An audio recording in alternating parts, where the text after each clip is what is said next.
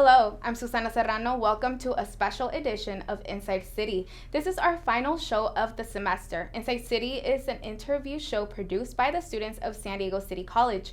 Each week, we have had the opportunity to talk to the newsmakers of the campus, and we talk to plenty of them, athletes, actors, podcasters, and healthcare professionals. We chatted with staff working with student veterans and students in need. We're going to share the best of what they had to say tonight. Starting in January, San Diego City College will be fully open for students again. Students will still be required to follow health guidelines like being vaccinated and bringing a mask to class. On top of that, there are some basic hygiene tips that we all can follow. City College nurse practitioner Michelle McCurdy tells us about them. I think everyone's pretty well equipped with hand sanitizer, but it's always a good idea to bring your own hand sanitizer. You know, obviously we're still going to be masked, I would think, unless something drastic changes. So those are the main things you want to bring: is your hand sanitizer, your mask, and then obviously just making sure you're eating healthy. You know, that's really the best way one of the best ways to maintain health is to make sure you're eating and sleeping, keeping your hands away from your eyes and nose and mouth. All of those things add up. There's not one single thing that's going to prevent us from getting sick. It's just an aggregate of all of these little pieces put together that promote health. Thanks, Michelle. Students will also be able to access physical and as well as mental health services next semester. They will also be able to get their flu shots on campus as well. Just like the rest of campus, the Seville Theater has been dark for over a year and a half due to the pandemic, but shows are returning with a live audience this fall. Director Kate Stone talked about how faculty and students are bringing live theater back to City with 2 Shakespeare productions, Macbeth and 12 Night.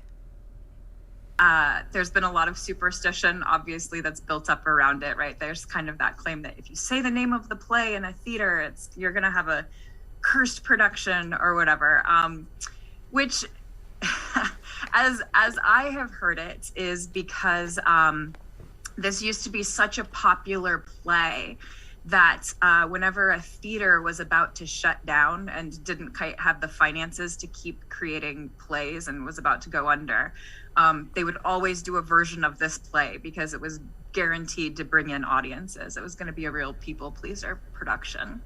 And so I think the play kind of got this notoriety as sort of the play that you do before your theater company shuts down. And so some people, I think, it led them to think the play was cursed. But that's where I've heard it comes from, is that you do it so your theater company doesn't shut down. Thanks, Kate. If you're interested in being a part of one of their upcoming shows, you can sign up for the drama courses through sdcity.edu. And another group eagerly awaiting their return to campus has been the student athletes. Even in the midst of a pandemic, the Knights have trained just as hard as they compete as they perform in class. Cross-country runner Sophia Chernayak reflects back on their team's amazing performance this fall. She discusses with us the importance of translating your work ethic from the course and applying it towards their academics. So I think that cross country is a very mental sport, even though we may not realize it. I've had my moments where I just told myself that I wasn't strong enough to keep going, even though I was, and it happens to all of us. So sports psychology is something that's super interesting. It comes in a lot of different forms. It's not just, like I just gave the example of stepping out of a race, maybe not just going for it when you can. Thanks, Sophia. And President Ricky Shabazz recently honored the women's cross-country team for their outstanding season. Congratulations to Sophia and all the Knights. And as students return this spring, many veterans will be stepping on campus for the very first time. The Veteran Service Center will open its doors once again to welcome and support all veterans, active duty, and their dependents. The center is a friendly environment that provides resources to assist veterans with their educational benefits and counseling. Dora Mesa, the supervisor of the center, tells us what vets can look forward to when the center opens. We offer snacks in there to address food insecurities, and we direct them to our food pantry. We have prospective employers who are constantly reaching out to us to post flyers because they're specifically looking for veterans. Veterans have an amazing skill set that are not found in the civilian population. So we have lots of employers who are interested in seeking our veterans. We also have computers available for them to use for personal purpose, for homework, research. We have a study space, and we just created a private office for our students to be able to meet with academic counselors and a voc rehab counselor that will be doing a rotation in the center. Thank you so much, Dora. Veterans can find more information by searching military on the City College website. And stay with us. We will be back with more Best of Inside City. A Dog's Way Home is the story of the extraordinary lengths a dog will go to in order to get back to their family. Every year, millions of dogs and cats end up in shelters and rescue groups. We found our Bella at a shelter in Tennessee. When you adopt a shelter pet, you discover they're all pure love. Adopt pure love and help a shelter pet find their way home at theshelterpetproject.org. Welcome back to Inside City. The pandemic has taken a toll on many of our minds, and accessing mental health aid has not been made any easier, harder in fact. But a student club is working to help students in need. Active Minds volunteer Yellow Galler tells us more. Well, that's actually really exciting because we're planning them now for fall, so we're prepared in the spring. We decided to do a creativity semester next semester. So we're going to have events of like poetry to do with mental health, song, dance, art. And my favorite, I learned origami in elementary school. So I'm going to teach people how to do origami online. So it's very exciting. But yeah, spring semester is going to be focused on creativity as an outlet, as a form of therapy. Yeah. Thank you, Yellow. I'm really looking forward to some of those events, and especially making origami. And speaking of art, City College students' creativity has extended to the stage. Actor Vincent Vasoni made his acting debut in City's recent production of Macbeth. Before coming to the stage, Vincent was working in the business world. He tells us how he has applied his skills from that world to his performance in the Shakespeare production. I think the biggest thing off the bat is in the business world, you're managing relationships. It's interacting with clients and customers, and you want to put your best foot forward. And I've been able to translate that into the theater. I think just the camaraderie of the actors and the director, as well as the stage manager, is just managing relationships, prioritizing time and just giving people the time and putting in the work. So I think there's major correlations between being in the business world and being part of a production.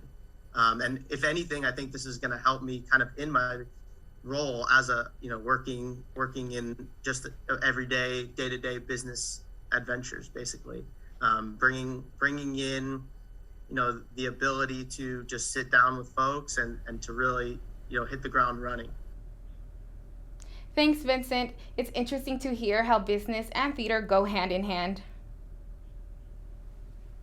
And this semester, San Diego City College radio students have been busy creating new projects of their own podcast. One of the highlights has been a call-in podcast called The Listening Machine. The project is produced by former musician Jacob McWeeny. McWeeny explains how he hopes his show becomes a platform for all San Diegans. The idea for this podcast was to try and create something that allowed for really all San Diegans to take part in, and a platform where they can have their voices heard, especially about some of the issues that are some of the most consequential in our city, like COVID and homelessness and stuff like that.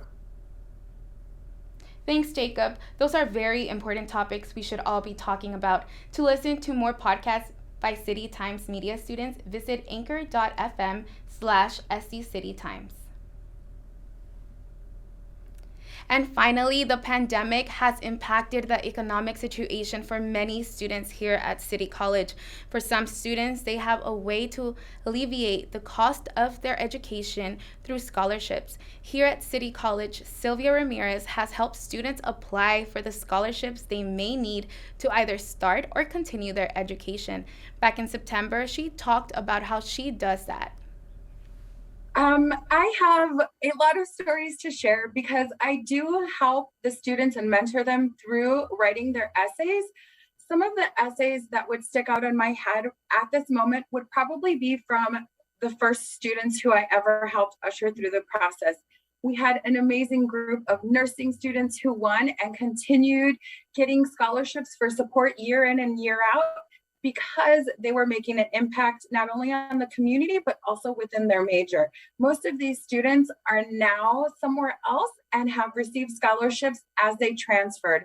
So I always feel that winning a scholarship is such an empowering act, because someone who you've never met actually gives you funding because they believe in you, your hopes, dreams, and anything you want to accomplish. So I do love the scholarship process, and most of the students who have won in the past, I still keep in great contact with. Thanks, Sylvia. If you would like a scholarship for the upcoming spring semester at City College, you can start the application process right now by going to sdcity.academicworks.com. And that's all we have for tonight on Inside City. CTTV will return in February 2022 with new episodes of New Scene and Inside City. But you don't have to wait. All of our fall shows are available on demand on YouTube. And you can find more on sccitytimes.com. And remember to follow SC City Times on Twitter, YouTube, and Instagram. Thank you and good night.